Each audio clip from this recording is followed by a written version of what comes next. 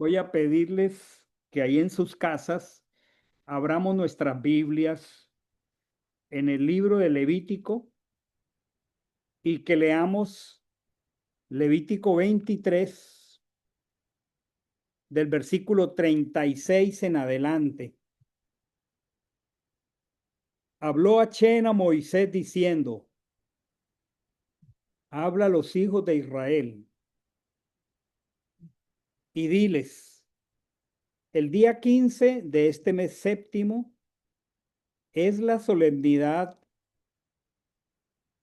de Sucot para Achén durante 7 días. El primer día habrá santa convocación. No haréis ningún trabajo de servidumbre.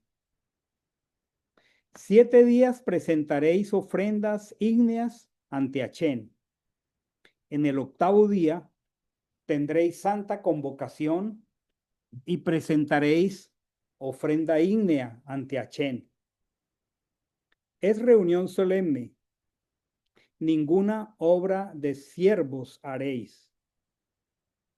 Estas son las solemnidades de Achén, las santas convocaciones que llamaréis para presentar ofrenda ígnea ante Achén, holocausto y ofrenda vegetal, sacrificio y libaciones. Cada día lo que al día corresponda. Ello, además de los chabatot de Achén, además de vuestros dones, además de todos vuestros votos y además de todas vuestras ofrendas voluntarias que haréis a Achén. Ciertamente, el día 15 de este mes séptimo, cuando hayáis recogido el fruto de la tierra, celebraréis una solemnidad a Achén durante 7 días. El primer día habrá un reposo solemne, un Shabbat solemne, y el octavo día también habrá un reposo solemne. El primer día tomaréis para vosotros fruto de árbol selecto, ramas de palmeras, ramas de árboles frondosos y sauces del arroyo.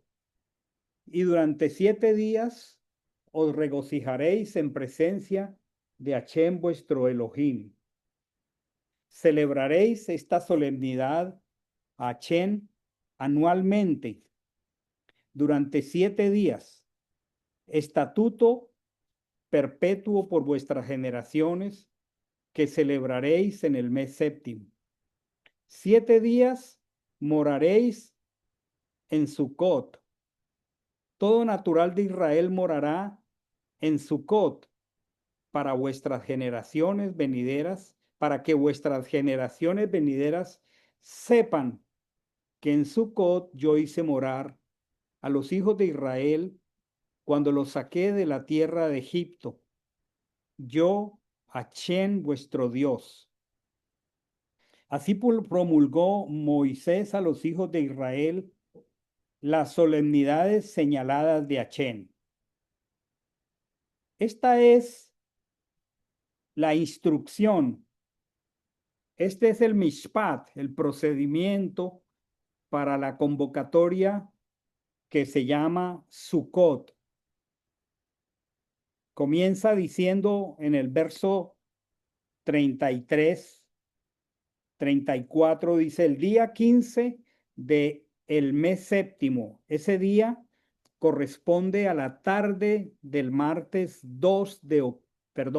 7 de octubre. Quiere decir que al caer la tarde del próximo martes 7 de octubre y hasta caer la tarde del miércoles 7 de octubre es la solemnidad. Esta palabra tabernáculos es inexplicable como una palabra de origen latino, del latín, que viene de la palabra taberna. No puede comunicar esto el sentido de una sucá. Entonces, allí donde dice la solemnidad de Sukkot, no de taberna, no de tabernáculos, esa palabra no viene del texto hebreo. Luego dice que el primer día, o sea, el miércoles 8 de octubre, será Shabbat. Dice, no haréis ningún trabajo que implique obtención de ganancia. 7 días presentaréis ofrendas ígneas. Y luego habla de un octavo día. ¿Sí? Voy a compartir paso a paso en este PowerPoint. Espero que lo estén viendo. Uno solo que me diga, sí lo estoy viendo, pastor. Sí, lo estamos viendo. Gracias. Preparándonos, Pastor, pero sale borroso, disculpe. está borroso. Borroso. Para todos está Sí, borroso. No me di cuenta, a ver, no, Sí, no sí, me di cuenta. pastor. Sí, pastor, no Sí, se puede pastor, leer. se ve un poco borroso. No, no, total. este porque es más grandecito, pero el otro no se alcanza a leer de lo borroso, el anterior. Ok. Esta pantalla. Ahora sí mejor. Ok. Sucot, una santa convocación, según leímos en Levítico 23, del 33 al Ah, 44. Pastor, disculpe que lo interrumpe, pero no se alcanza a leer nada de lo borroso que está la imagen. Bueno, lo tengo que lamentar, pero tengo que avanzar. Me dispensan. Está expresando que el próximo día, No se ve. no se preocupen, yo voy avanzando. Parece que al escoger algunos colores, no sé, pero no nos detengamos allí ahora para que no nos saboteemos. El próximo martes 7 de octubre corresponde en nuestro horario occidental al día 15 del mes séptimo y es la convocatoria de Sukkot durante 7 días. Esto implica que del día martes 7 de octubre al 13 de octubre es los 7 días de Sukkot. El primer día, dice aquí, o sea, el miércoles es Shabbat. Y luego dice, 7 días presentaréis ofrendas ante Achén. Y luego explica, el octavo día tendréis santa convocación. Y quisiera que miráramos lo precioso para comenzar de esas ofrendas que eran presentadas durante 7 días, porque siendo en la mente de gran parte del pueblo de creyentes la idea equivocada de que estas son fiestas de Israel, lo más precioso es que en el Israel bíblico, durante todo el tiempo que esta convocación se celebró, había una ofrenda cada día y esa ofrenda era por lo que voy a leer aquí. Voy a leer en el libro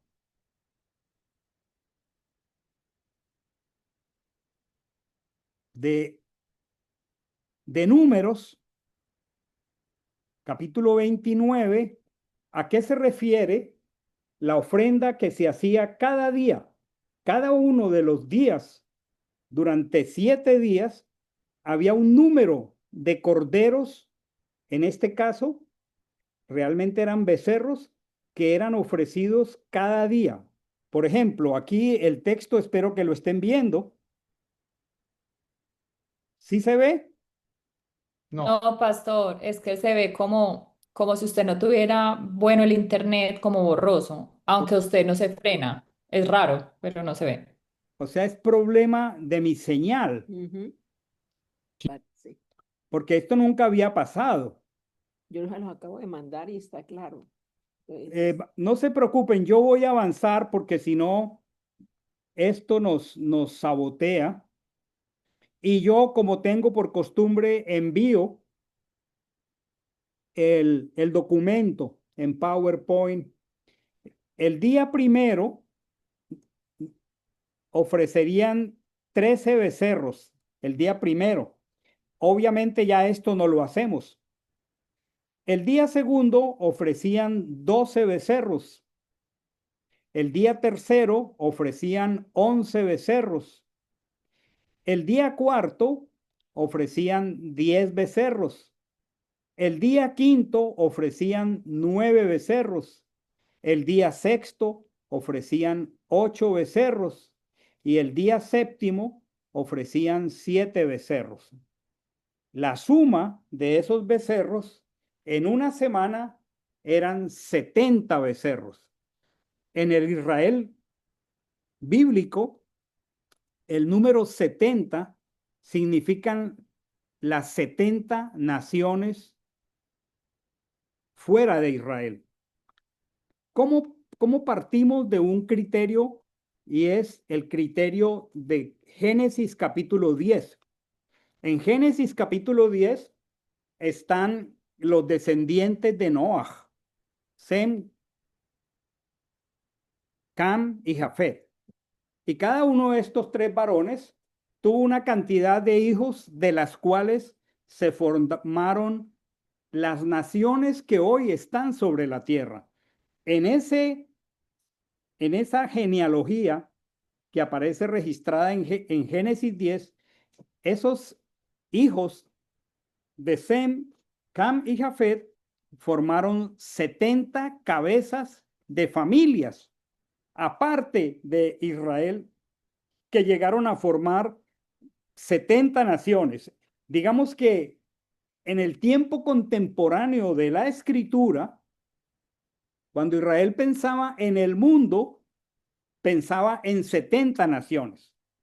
Y qué precioso que durante esos días de Sukkot, el Padre tuviera en mente la reconciliación del mundo y que cada día de esos 7 días hubiera un sacrificio por cada una de estas naciones, como leí en el libro de Números.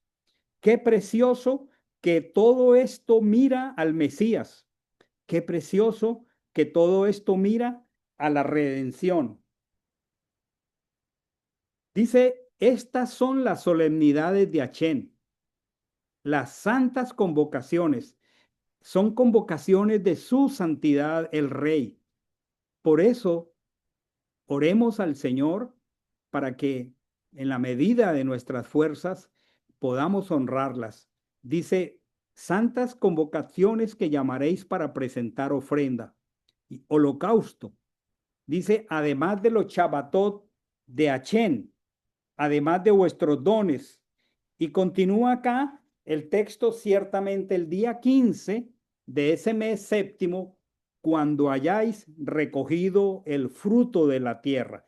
Si tienes tu Biblia contigo, en el verso subraya esta frase, cuando hayáis recogido el fruto de la tierra, porque esto nos ubica en un contexto muy particular, hermanos.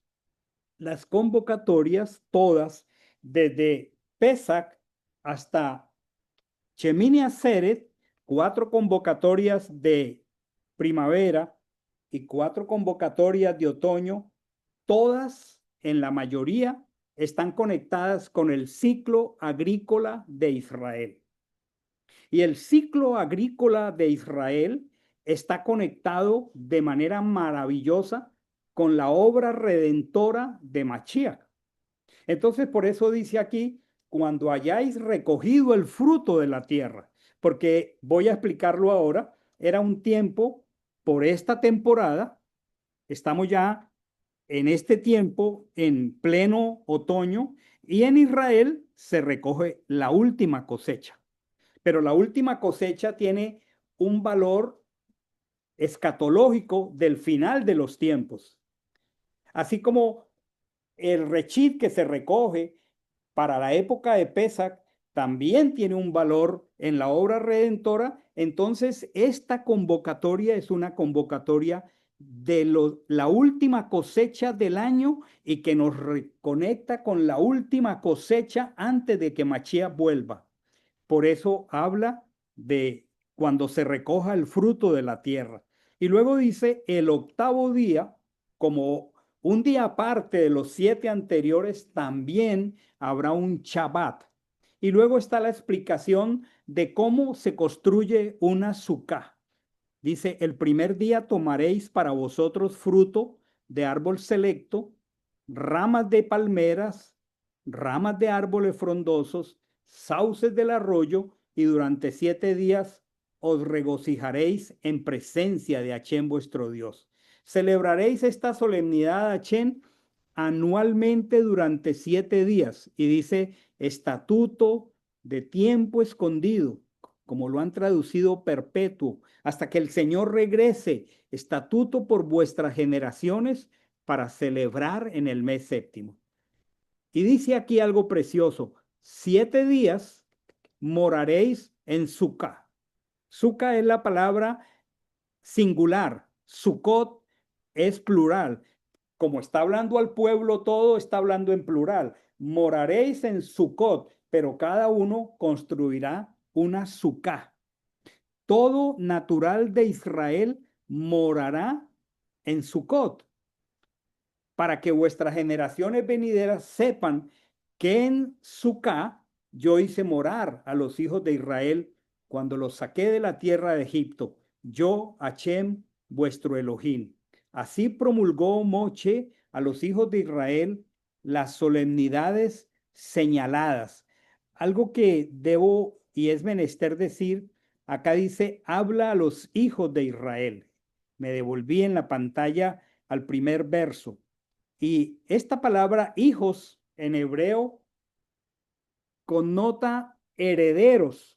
No solamente está refiriéndose a los hijos genéticos, a los hijos naturales.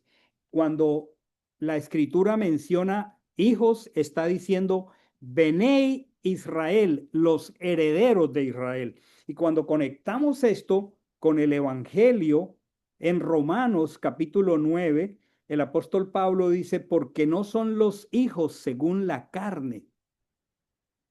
No son los hijos según la carne. O sea que no es solamente la herencia étnica genética, sino los hijos según la promesa, los que son herederos. Entonces, si bien nosotros no somos étnicamente de Israel, nosotros somos hijos según la promesa dada a nuestro padre en la fidelidad, en la emuná, Abraham. Entonces, para nosotros es la convocatoria. Voy a seguir ampliando temas. ¿Qué es una sucá en primer lugar? Para aquellos hermanos que están recién arribando a esta revelación. ¿Qué es una sucá? Ahí está la palabra en su transliteración al español. Una sucá está concebida como una pequeña habitación cuadrada, con una pequeña cubierta, pero con una apertura en su parte superior. Y está hecha, como lo leímos ahora, con ramas de distintos árboles. Y en los costados la construían con telas o con esteras. ¿Y cuál era la función? Porque detrás de todos estos elementos físicos hay una función espiritual. Y es esta función, esta suká tenía por objeto mostrarnos algo tan frágil, algo tan vulnerable como una pequeña choza hecha de ramas y de telas. Pero es que esa suká, más allá de lo físico, de lo que connota una pequeña construcción frágil, está connotando lo frágil de nuestro cuerpo. Y hay una palabra que usa el castellano en la carta del apóstol Pedro que habla de peregrinos y extranjeros.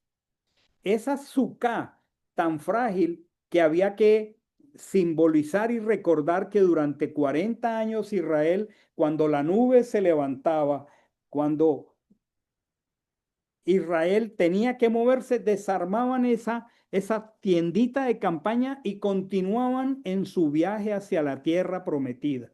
Así fue de pasajero su tránsito por el desierto. En el desierto la vegetación es escasa. En el desierto no hay muchos árboles. En el desierto hay pocos frutos y eso nos hace bastante vulnerables.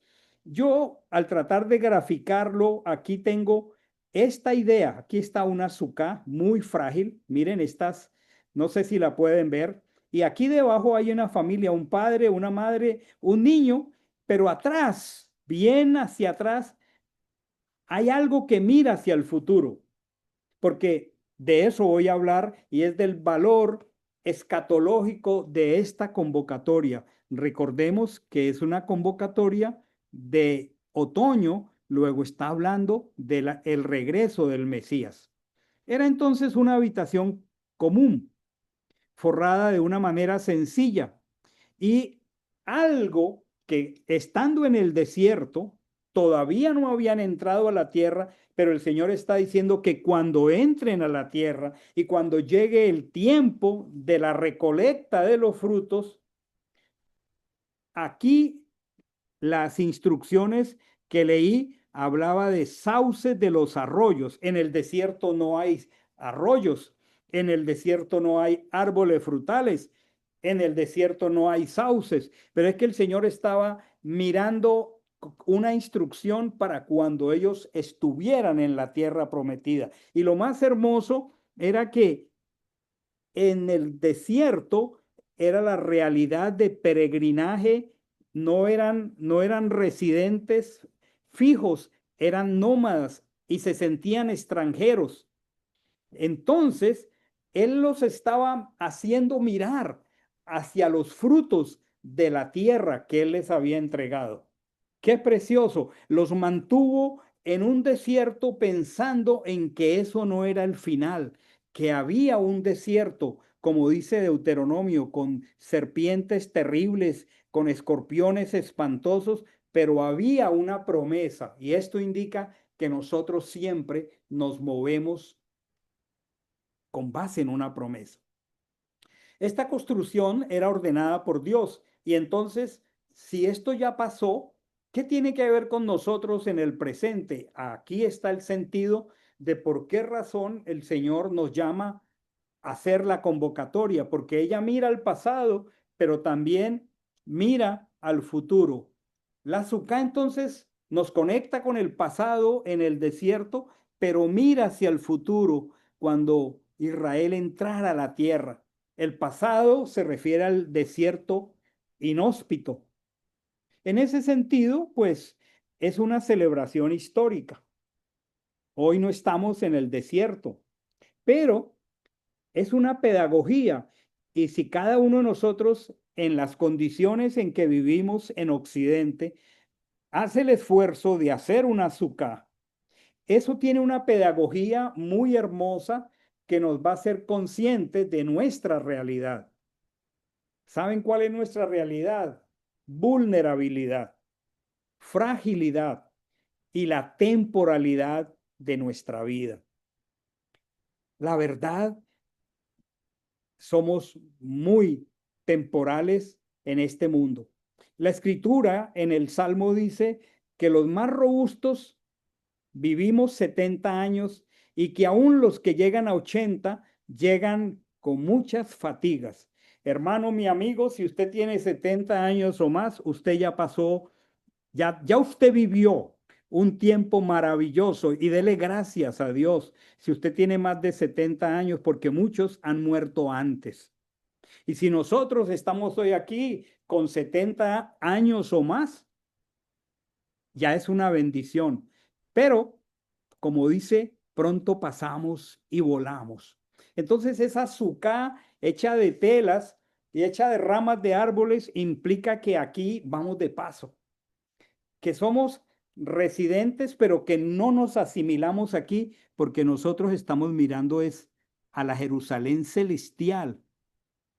El pasado nos indica, mis amados hermanos, estamos de paso por el mundo y con todo cariño, respeto y sin deseo de hacer sentir mal a nadie, es tremendo que el paso por este mundo nos ate tanto, nos ata de qué manera lo pasajero como si nunca nos fuéramos a ir de aquí. Y nos cuesta trabajo. Por eso esta convocatoria tiene un poder pedagógico muy maravilloso, porque me va a hacer recordar, Óscar, tú no vas a estar aquí por siempre. Tú un día vas a terminar tus años si Machiach no viene antes. El día que el Ruach pase de ti, Óscar, ya como la flor del campo que en la mañana es y en la tarde se seca y por la noche la queman. Así eres tú, Óscar. Cuando construyas tu sucá, piensa que lo mejor no está aquí, que realmente las promesas y las bendiciones más grandes no han llegado y están para el mundo venidero. Entonces, en el futuro, estando en el desierto, qué preciosa la perspectiva espiritual del Señor. Esa Sucá que estaba en el desierto era coronada con los frutos de la tierra prometida, porque siempre el Señor los ayudó a entender que el desierto no era el final, que un día entrarían a la tierra. Es maravilloso cuando estudiamos detalladamente la Torá, que vemos tantos mandamientos que el Señor daba para cuando entraran a la tierra. Aún en los momentos de mayor fracaso espiritual, después de las caídas más grandes, impresionante, el Señor daba mandamientos casi inmediatamente para cuando estuvieran en la tierra. Qué precioso. Entonces, el Señor quiere que al construir la Sucá, tú sepas que la redención final está cada día más cerca. Tú piense, yo piense, nosotros pensemos que nuestra habitación permanente no es aquí, que nuestra habitación permanente va a ser la Jerusalén celestial. Cuando esto corruptible se vista en corrupción, entraremos a la bendición de vivir con el Eterno y por ende viviremos para siempre. Nosotros, Óscar Paz, no tiene en sí mismo vida eterna, porque yo tuve un comienzo de días y tendré un final de días. El único que es eterno es Hachén. Yo, cuando Él me despierte o cuando Él me transforme, viviré por la eternidad. Pero yo tuve un comienzo, 20 de enero de 1953. En mi fuero interno no soy eterno. Ese es un regalo que Hachén me ha dado, que un día, cuando Él me transforme, yo viviré por siempre. Pero el único eterno es Adonai. Esto es precioso. Entonces, hermanos, lo mejor de nosotros, el mayor regalo, no ha llegado. Nosotros aquí somos pasajeros. Sigo compartiendo algunos aspectos particulares de la convocatoria para que los tengamos bien claros. Número 1, día 15 del mes séptimo, o sea, próximo martes 7 de octubre, al caer la tarde. El primer día, ya sabemos que el día bíblico comienza al caer la tarde caerá el martes y a la caída del sol de la tarde ya es miércoles, bíblicamente, no en el calendario y mentalidad occidental. O sea que decimos, la convocatoria es el martes porque el día empieza en la noche, cuando cae el sol, pero el día Shabbat realmente es el miércoles 8 de octubre. Y esto, por consideración a los más nuevos, debemos hacerlo, porque muchos hermanos, inclusive que no son de la congregación, mi esposa les envió y separaron el día jueves, pero no están en el contexto de que el ayuno era el viernes, faltante mío. Pero me parece pertinente explicarlo de nuevo. Decimos martes 7 de octubre al caer la tarde, pero el día de cesación, el Shabbat, es el miércoles. Ahora, la convocatoria es por 7 días y esto tiene un sentido escatológico. Cuando decimos escatológico, estamos hablando del final de los tiempos. 7 días al final del calendario bíblico. Expreso aquí algo. El calendario bíblico del santuario, del templo, del Mishkan, inaugura en el mes de Abib, que corresponde a marzo o abril nuestro, y va con las convocatorias de primavera hasta las convocatorias de otoño al final del año bíblico, que es otoño, porque el otro es el año civil, pero este es el calendario de las convocatorias. Entonces, las convocatorias de primavera hablan de la obra redentora de Mashiach en su primer venida. Y las convocatorias de otoño en las que estamos ahora hablan de la obra redentora de Mashiach en su segunda venida. Entonces, decir que esta es una de las últimas convocatorias al final del calendario bíblico y que toma una duración de 7 días, eso tiene una implicación en la mentalidad hebrea, en la mente de cualquier hebreo del primer templo, del segundo templo, de la época de Mashiach, inclusive, 7 días tiene una connotación. 7 días es el límite de todo lo terrenal. 7 significa lo que se realiza en este mundo. Ahora digan, si es 7 lo que se realiza en este mundo y está hablando de que es al final del calendario bíblico, la pregunta entonces es, ¿qué sentido tiene? Voy a pedirles que leamos Apocalipsis 14 del 15 al 18. No sé si la señal ha mejorado, me dejan saber porque no contaba yo con esto. ¿Ha mejorado la manera como estamos viendo esto? Sí, señor. Pastor. Ay, le damos gracias a Dios. Estoy en Apocalipsis capítulo 14 y voy a leer del versículo 15 en el santuario. Vamos a tener entendimiento de esto. Salió del santuario, o sea, este es el santuario en el cielo. Recordemos que el santuario es una copia terrenal de algo que Moche vio arriba. Es celestial. Y aquí está en la revelación de Apocalipsis, salió del santuario otro ángel clamando con gran voz al que está sentado sobre la nube. Envía tu hoz. Una hoz es una herramienta agrícola circular que tiene un mango acá con el cual se ciega el campo, el trigo, la cebada. Y la orden profética dice, envía tu hoz y ciega, porque la hora de cegar ha llegado, pues la mies es el fruto, la mies de la tierra está madura. Y aquí dice, y lo coloqué con rojo, mete tu hoz afilada y vendimia los racimos de la viña de la tierra, porque sus uvas están maduras. Aquí hay algo que es muy interesante. Les dije que las convocatorias están conectadas con los ciclos agrícolas. Ahora lo vamos a ver. Y cuando aquí está diciendo que vendimie los racimos de la viña de la tierra, porque las uvas están maduras, esto en Israel ocurre particularmente en el otoño. Esto en Israel ocurre particularmente en el tiempo de Sukkot. Entonces, aquí estoy diciendo que al ser 7 días, está hablando de una simbología que se refiere a que lo terrenal, a lo que se realiza el mundo, va a llegar a su límite. Y tiene que ver con la última clase de cosecha en Israel. También Apocalipsis 20, del 6 al 10, voy a buscarlo aquí.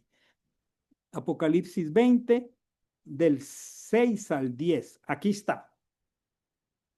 Aquí está. Bienaventurado, ya sabemos que en hebreo esto es feliz.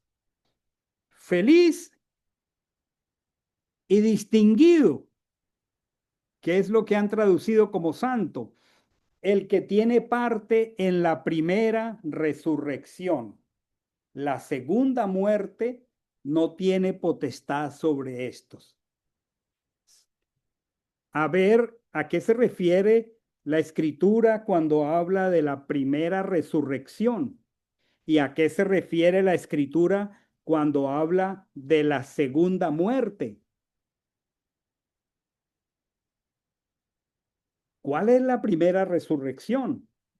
¿Cuándo ocurre la primera resurrección? ¿Cuál es la segunda muerte? ¿Y cuándo ocurre? Entonces aquí tenemos que entender que la primera resurrección ocurre cuando suena la trúa, cuando suena el chofar. La semana pasada celebramos Yom Trúa y está ubicada en el otoño. Entonces, cuando suena la trúa, Apocalipsis está diciendo, hay uno que es feliz y distinguido porque él tiene parte de la primera resurrección. O sea, cuando suene el chofar, los muertos en Mashiach resucitarán. Y luego sigue el texto profético diciendo, la segunda muerte no tiene potestad sobre estos. ¿A qué se refiere esto? Sino que serán sacerdotes de Elohim y del ungido, o sea, el Mashiach, y reinarán con él 1000 años. Y aquí sigues explicando la escritura en qué momento ocurre la segunda muerte. A ver, en todo el tiempo han habido creyentes y no creyentes. En este momento sobre la tierra hay creyentes en Mashiach que saben que ellos y yo somos pecadores, que tenemos una naturaleza pecaminosa, que no puede obedecer a Dios y que necesitamos salvación. Todos aquellos que desde Abraham hasta acá han creído que necesitan un Salvador, como Abraham que dice que por la fidelidad de Dios, Dios le calculó fidelidad para salvación. Eso está en Romanos. Él, cuando suene el chofar, se va a levantar Abraham, se va a levantar Isaac, se va a levantar Jacob. Se va a levantar mi madre amada, se va a levantar mi suegra amada, que murieron creyendo en el Mesías. Esa es la primera resurrección. Pero luego la escritura dice que sobre nosotros, si es que estamos muertos y viene la primera resurrección, la segunda muerte no tiene potestad sobre estos. ¿Por qué? Porque cuando Mashiach venga, entonces ocurre la primera resurrección y viene un tiempo que se llama el milenio. El milenio, el gobierno de la Torá. Cuando ese milenio llegue al final, viene la batalla de Gog y Magog. Y cuando el diablo que va a intentar volver a engañar después del milenio a las naciones incrédulas que entraron al milenio, va a ser echado, como dice aquí, al lago de fuego y azufre. Y luego el texto dice acá, vi un trono blanco y el que estaba sentado ante él, ante cuyo rostro huyeron la tierra y el cielo y no fue hallado lugar para ellos. Dice, vi a los muertos grandes y pequeños en pie delante del trono y unos rollos fueron abiertos. Y bueno, todo esto es lo que se llama el gran juicio del trono blanco, donde los muertos que murieron sin confiar en el Mesías como Salvador serán resucitados. El mar va a devolver los muertos, la tierra va a entregar los muertos, los sepulcros van a entregar los muertos y dice cada uno va a ser juzgado según sus obras y dice, esta es la muerte segunda. Y el que no fue hallado inscrito en el libro de la vida es el que va a tener la muerte segunda. Entonces, qué poderoso es el sentido de estos 7 días, porque están mirando a nuestra redención. Y como ya les expliqué, en los tiempos bíblicos se presentaban 70 sacrificios que representaban a lo que en esa época eran 70 naciones. Hoy son mucho más las naciones que no tienen que ver con el pueblo del Señor. Pero qué precioso que el Señor siempre ha dado provisión y que había por cuántos años 70 corderos, perdón, cada convocatoria de Sucot por cada una de esas 70 naciones. Eso es maravilloso. Luego de esos 7 días viene el octavo. Será el martes 14 de octubre. Octavo en hebreo es Shemini. Se llama Shemini Atzeret. Usted va a tener esta presentación para que la guarde, la pueda repasar. Y Atzeret significa retención. O sea, el día octavo es el día de la retención. El día en que este sistema termina, y es cuando en Apocalipsis, después de lo que acabo de leer, la escritura dice que el apóstol Juan vio cielos nuevos y tierra nueva, porque allí ya la maldad, Hasatán y todos aquellos que no pusieron su confianza en él, ya no van más. Entonces es el día octavo. El día octavo en la escritura es símbolo de la eternidad. En un día octavo, que se llama en el Evangelio el último y gran día de la fiesta, Mashiach se expresó de una manera muy particular. Voy a hablar de ello en un ratico. Muy bien. La fiesta tiene varios nombres. El primero de los nombres es, como está en Levítico 23:34, Hag, que significa fiesta, Hag Sukkot, Hag HaSukkot. Aquí está en hebreo. Así se menciona en Levítico 23:34. De allí sale el nombre Sukkot, no tabernáculos, no cabañas, no, es HaSukkot. Luego, el otro nombre es la fiesta de la cosecha al terminar el año. Voy a leer Éxodo 34:22 y voy a compartir algo que nos va a ayudar aquí. Dice aquí, estoy en Éxodo 34:22, dice, celebrarás para ti la fiesta de las semanas. Esta es una. ¿En qué parte la ubicamos? La fiesta de las primicias. ¿En qué parte la ubicamos? Y la fiesta de la cosecha al terminar el año. Estamos hablando del segundo nombre que tiene la convocatoria de Sukkot. Aquí dice la fiesta de la cosecha al terminar el año, pero está hablando de otras dos fiestas que todas tienen un sabor agrícola. Ahora lo repasamos. La fiesta de las semanas, la fiesta de las primicias y la fiesta de la cosecha al terminar el año. Como les dije, todo tiene que ver con el sentido agrícola de Israel. Entonces, al hablar de la fiesta de la cosecha, mencionó el texto la fiesta de las semanas y la fiesta de las primicias. La fiesta de las primicias es la que sigue inmediatamente después de Pesaj. En hebreo se llama Omer Rechit. En un Omer Rechit resucitó el Mesías después de Pesaj. Y qué precioso, mientras Israel entregaba la medida del Rechit, que eran escasamente las semillitas que en esa época del año, primavera, marzo, abril, occidental, ellos llevaban a presentar al Señor las primicias. Y mientras Israel presentaba las primicias, el Mesías había resucitado. Eso ocurre en el ámbito de Pesach. Luego dice la fiesta de las semanas, que se contaban 7 semanas hasta la entrega de la Torá en la primera vez. Y eso se llamó Shavuot. Shavuot significa semanas y en un lenguaje más comprensible para nosotros es Pentecostés. En esa fiesta de las semanas se entregó la Torá y lo más precioso, Israel siguió celebrando fiesta de Shavuot, pero en un Shavuot que han traducido como Pentecostés, el Ruach HaKodesh nos fue entregado.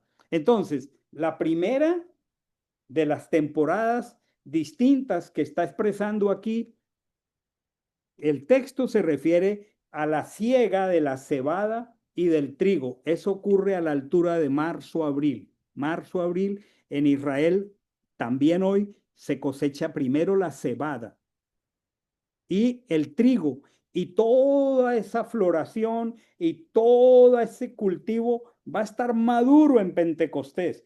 En Pesach el Mesías nos redime. Esta es una temporada muy importante en la vida de todo creyente.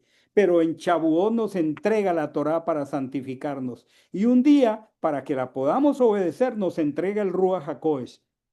Esas dos fiestas que están aquí, fiesta de las semanas, de las primicias, es el primer grupo. Pero luego dice la fiesta de la cosecha al terminar el año. Entonces, la segunda se refiere a la última cosecha del año. Acá en Shavuot básicamente es trigo y cebada. Pero para fin de año es otra clase de frutos. Recordemos que en Israel hay 7 frutos que identifican la tierra. Todos estos otros frutos son para la segunda temporada, que es la de fin de año. Entonces, llevamos 2 nombres que tiene HaSukkot, la primera, o sea, la fiesta de Sukkot. La segunda, la fiesta de las cosechas al terminar el año. Y la más hermosa se llama Hoshana Rabbah. 3 nombres, Hoshana Rabbah. En arameo, esta es una expresión maravillosa que significa sálvanos ahora, sálvanos ahora. Eso está expresado en el Salmo 118, 25 y 26, y lo voy a leer aquí. Te rogamos, oh Hachén, aquí está. Si lo leyéramos en hebreo, dice Ochana, Ochana Rabá. Ahora no es Rabá. Rabá es el abundante en piedades. Su reverencia, el grande. Sálvanos, oh Rabá. Te rogamos, oh Hachén, porque se está dirigiendo a él. Te rogamos, haznos prosperar ahora. Y esto es maravillosamente profético porque esto es el Salmo 118. Pero el texto dice aquí, bendito el que viene con el nombre del Señor. La traducción dice en el nombre del Señor. No, Yehoshua fue el que vino con el nombre de Hachén. Así que ellos en Ochana Rabá, ahora les voy a hacer una explicación. Ellos estaban recitando esto. ¿En qué momento lo estaban haciendo? Estoy diciendo que esto es al final del ciclo del santuario, donde todo el año se han llevado sacrificios y se ha derramado sangre sobre el altar. En este día, el altar era lavado con grandes cantidades de agua. Cerca de Jerusalén queda un lugar que se llama Shiloh. Shiloh es un nombre del Mesías. Él es Shiloh, el enviado. Él es Shiloh, perdón, el enviado. Y hay un estanque en su honor en el Jerusalén del primer siglo llamado Shiloh, que vertía agua. Y ese estanque, por estar cerca del templo de Jerusalén, de allí se sacaba agua para traer en grandes cantidades al templo y lavar con vino y con agua el altar, para que todos esos sedimentos de agua, perdón, de sangre, fueran lavados por el agua. El agua es la Torá. El vino es símbolo de alegría. Habían 2 elementos que nunca podían faltar en el santuario. El vino, que es símbolo del gozo. El agua y el aceite. El aceite es símbolo de sujeción. El aceite es símbolo de obediencia. Y en ese momento, imagínense en este escenario, el pueblo allí reunido y clamando, Ochana Rabá, oh Hachén, sálvanos ahora, bendito el que viene con el nombre del Señor. Machiach se pone en pie en San Juan 7, 38 al 39 en el último día. ¿Están viendo el texto? En el último día.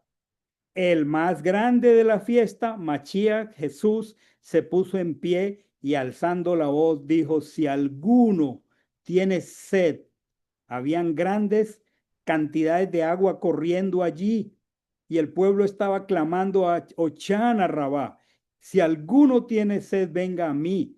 El que cree en mí, como dicen los escritos, se refiere al canon del Tanaj, de su vientre fluirán ríos de agua viva. O sea, había agua, la Torá, había vino, que las dos sacaban esa cantidad de residuos de sangre producto del pecado nuestro y había necesidad de limpiar esto. Y Machías nos mira como si fuéramos esos altares vivientes y nos dice, si alguno cree en mí, como dicen los escritos, si alguno pone su fidelidad, no es cree en mí, sino alguno exhibe su fidelidad por lo que dicen los escritos. ¿Qué fue lo que hicimos ayer? Exhibir fidelidad al guardar la convocatoria. Esto es maravilloso. Entonces, aquí tenemos los tres nombres, Hoshana Rabá, la fiesta de la cosecha al terminar el año, y Hag HaSukkot. ¿Qué indica esto con esto de las temporadas agrícolas? Que hay 13 temporadas agrícolas en Israel muy definidas, pero esas 3 temporadas son como 3 estaciones vitales en la vida de todo creyente. La primera, Pesach, primicias. Una persona no ha pasado por Pesach, no tiene el Ruach HaKodesh, no ha nacido de arriba, no se ha declarado necesitado de la sangre del Cordero. La puerta de entrada a la salvación es Pesach. La palabra Pesach significa que Dios pasó por alto los pecados de nuestra ignorancia. La primera temporada de nuestra vida es una temporada de cosecha. Son las primicias, el rechit. Él es el rechit de los que resucitaron. Él es las primicias de los que resucitaron. Nadie puede entrar al camino del Señor si no han pasado por alto sus pecados. Por eso, mis amados, nosotros necesitamos comunicar el Evangelio, porque no se trata de que hablemos del Señor, se trata de que comuniquemos el Evangelio, porque la gente tiene que entrar por Pesach, la gente tiene que tener la experiencia de que sus pecados fueron pasados por alto. Pero 50 días más tarde, después de esta floración del trigo y la cebada, terminan los 50 días, las 7 semanas, y por eso se llama la fiesta de las semanas, como lo leíamos ahora, Shavuot, entrega de la Torá y derramamiento del Ruach HaKodesh. Porque sin Torá y sin Ruach HaKodesh hay muchas personas redimidas, pero no conocen la Torá. Y sin Ruach HaKodesh no hay poder para vivir en la dimensión que Dios quiere. Pero no nos quedamos allí. Estamos conectados cada vez con mayor fuerza con Sukkot. Sabemos que nuestra morada no es permanente aquí. Vivimos y nos preparamos para el día de nuestra redención final. Finalmente, ¿cuál es la instrucción para construir la Sukkah? Ahí está en Levítico 23:40. Dice aquí, tomaréis para vosotros en el primer día. Esto quiere decir que llegado el martes debiéramos hacer el mayor esfuerzo para construir nuestra Sukkah según nuestra condición. Y entonces dice el texto, ramas de palmeras, ramas de árboles frondosos, habla de sauces de los arroyos, en el desierto no habían, y luego dice fruto de árbol hermoso. En términos generales, hermanos, esto es cómo se procede en Sukkot, esto es en qué momento empezamos próximo martes 7 hasta el 14, hasta el 13.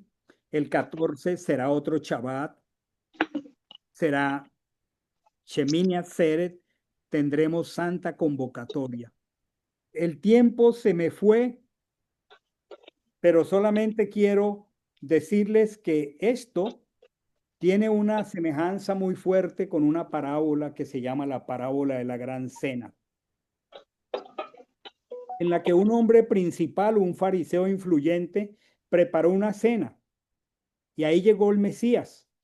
Imagínense si era un fariseo, ese lugar estaba iluminado con lámparas de aceite, las mesas llenas de panes, de frutos, de corderos, de hierbas, de copas de plata, asientos reservados. Y entonces Machiac habla de los convidados a esta fiesta.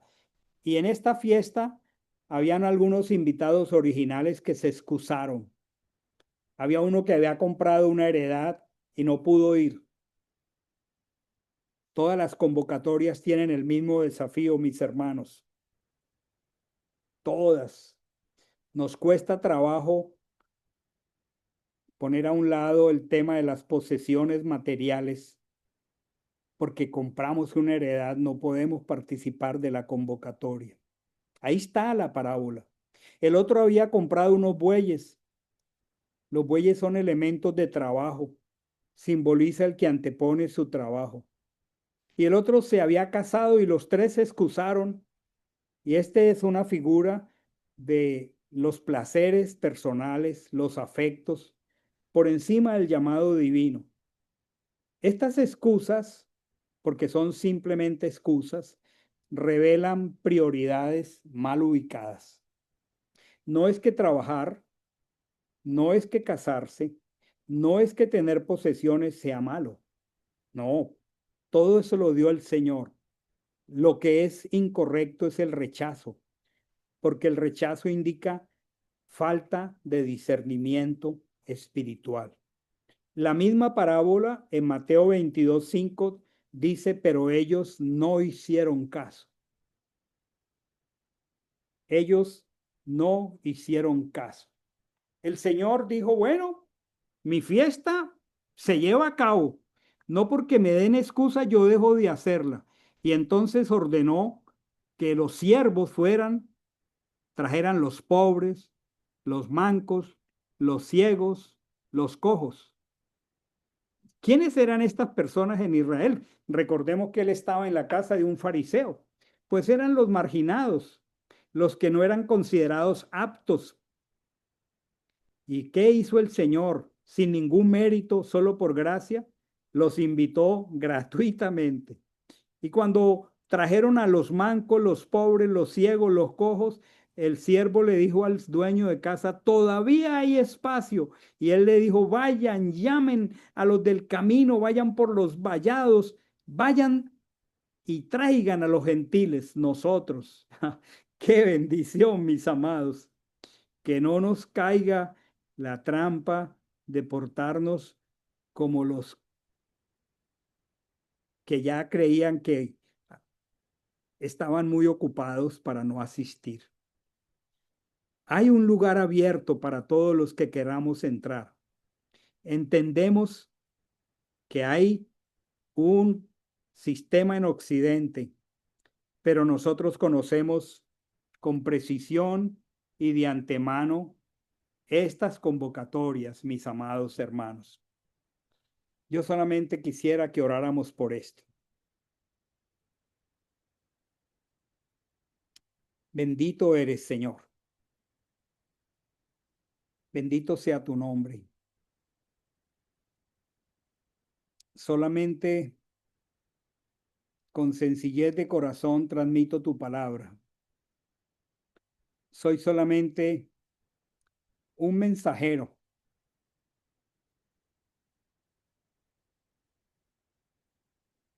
No pretendo más que compartir lo que tú nos das.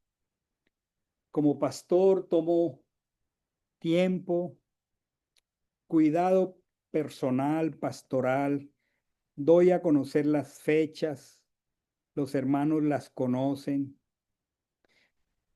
Me alegra cuando los hermanos hacen ajustes y se llenan de alegría por hacerlo, porque cuando ellos lo hacen, evidentemente esto solo proviene de ti, Señor.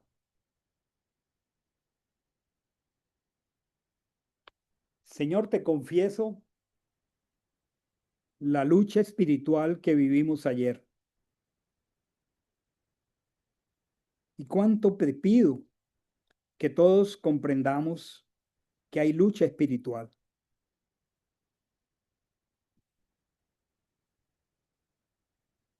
Ninguno de nosotros debe sentirse de ninguna manera ni condenado ni criticado, porque no es mi labor. Mi labor es apacentar. Mi labor es vendar, buscar la perdida, la herida, la perniquebrada. Mi labor es estar allí por cada uno. Mi labor es confesar los pecados de mi pueblo. Padre, confesamos, digámosle al Señor. Digámosle al Señor nuestro desorden de prioridades. Confesamos, Señor, nuestra falta de discernimiento, la superficialidad, la racionalización, la confesamos humildemente como un pecado. Señor, reconocemos que luchamos con la ley del pecado y de la muerte. Y muchas veces decimos, ¿quién me librará de este cuerpo de muerte? Muchas veces expresamos con la sinceridad que escuché esta noche, esta tarde, cuánto necesitaba liberarme de estas cargas. Muchas veces escuchamos, miserable de mí, ¿quién me librará de este cuerpo de muerte? Señor, que no haya una dicotomía, que yo comunique tu palabra a veces con tanta convicción, pero que yo haga otra cosa. Señor, te ruego que nos libres a todos de toda incongruencia e incoherencia. Señor, perdónanos. Perdónanos, Señor. Acudimos a tu misericordia. Acudimos a tu solidaridad. Imponemos nuestras manos sobre el Cordero. Confesamos nuestra desobediencia, nuestra superficialidad, cuando pudiendo hacer las cosas no las hacemos. Tu palabra dice, el que sabe hacer lo bueno y no lo hace, le es por pecado. Señor, por favor, aviva tu obra, Señor, en medio de los tiempos. Y en medio de los tiempos hazla conocer, por favor. Gracias por tu misericordia, gracias por tu perdón. En el nombre maravilloso del Cordero, que porta el pecado del mundo. Amén y amén.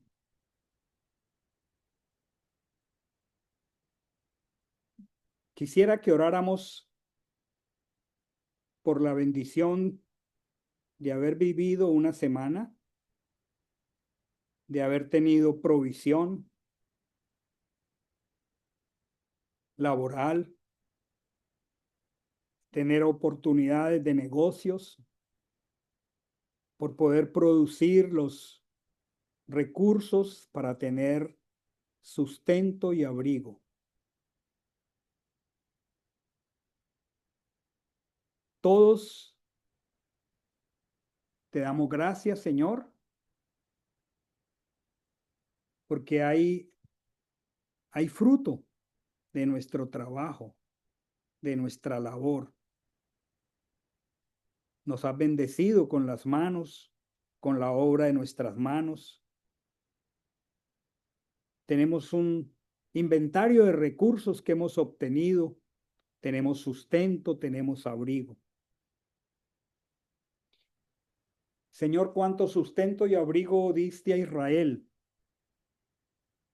Y en un tiempo el rey David dijo, al dar una ofrenda para construir el santuario, ¿quién soy yo? ¿Quién es mi pueblo para que podamos ofrecer voluntariamente cosas semejantes? Y dijo algo tan precioso, porque todo es tuyo y de lo recibido de tu mano te damos. Digámosle, Señor, todo es tuyo.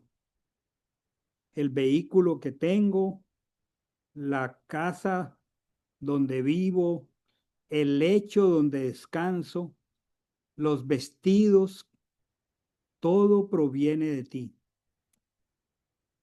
Haznos sensibles a la mayordomía. Todo proviene de ti. Señor, tú has estructurado preciosos mandamientos para proveer cercos de protección a nuestra codicia.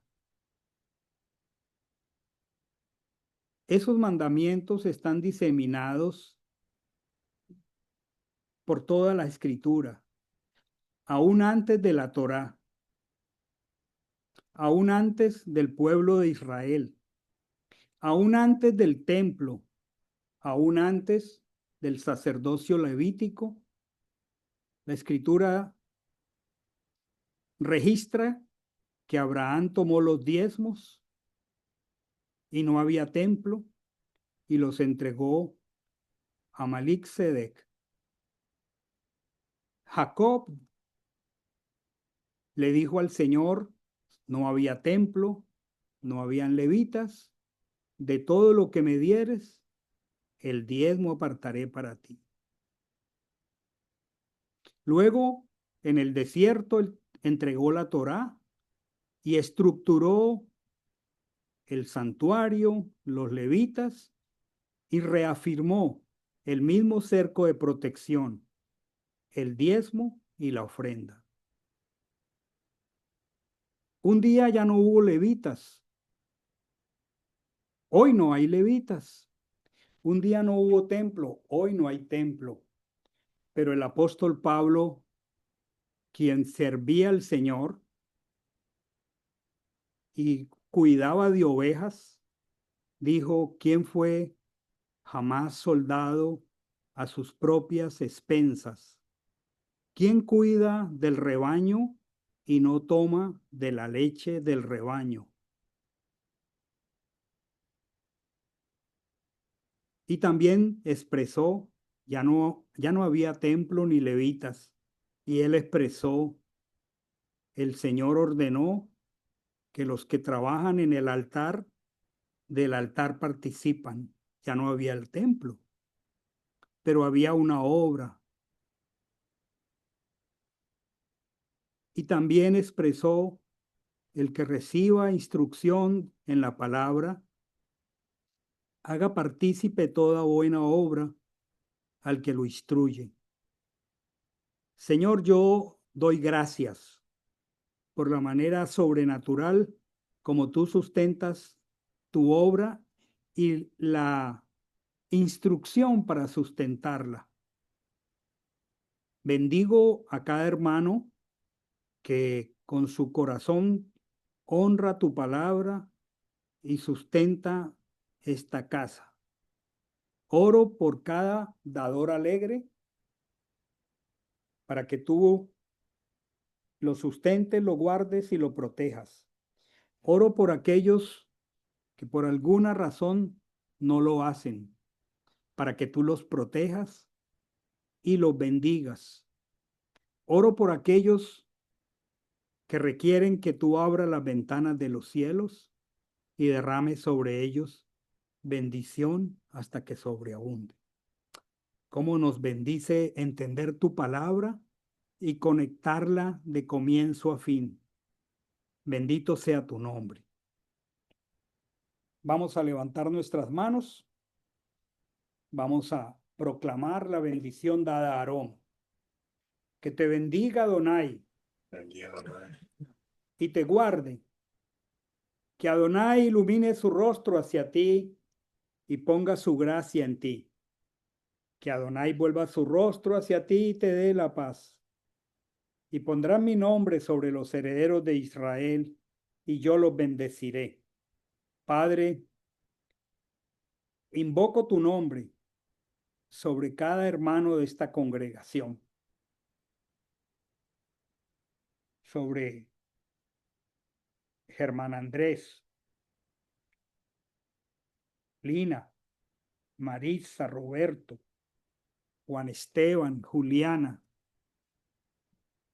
Anderson, Marina, Dorita, Iván Darío, Margarita, Gabriel, Tejani,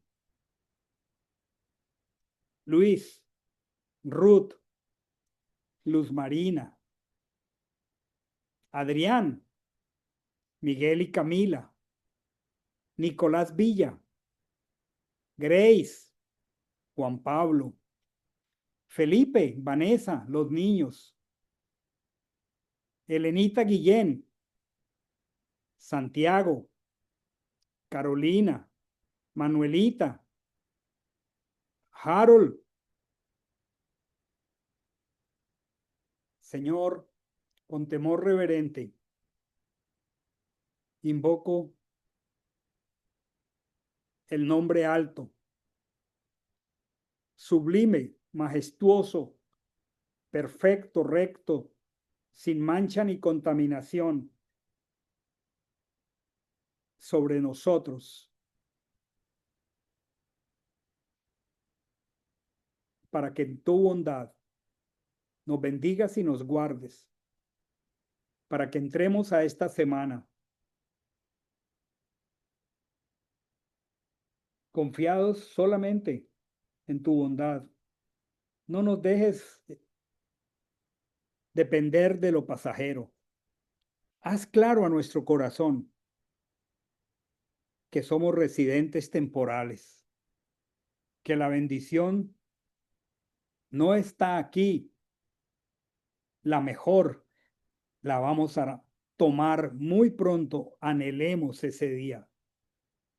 Shavua Tov para todos, hermanos. Sean bendecidos. El martes, 8 de la noche. El martes 8. Sí, Sí, pastor. martes. A las 8 de la noche. Creo que he debido orar por allí vía Mayerlis. Oro por Mayerlis. Oro por Giancarlo. Por ahí le vi el nombre. Que no se me quede ninguno por el que yo ore. Como dice el profeta Samuel, que no sea que yo peque dejando de orar por ustedes. El Señor es testigo que todos los días a la 1 de la tarde tenemos nuestra acción aquí con Amandita y con nombre propio oramos por ustedes. Nos vemos el martes a las 8. Bye, pastor. Bye. Bye, pastor. Bye, Tejani. Bye, hermanos. Bye a todos. Bye, Maritza. Bye, bye. Un abrazo para todos. Un abrazo. Bye, Chao, bye. chao. Bendiciones. Bendiciones. Chava, chalo. Chau a todos. Chabuto. Chau a todos. Bye a todos.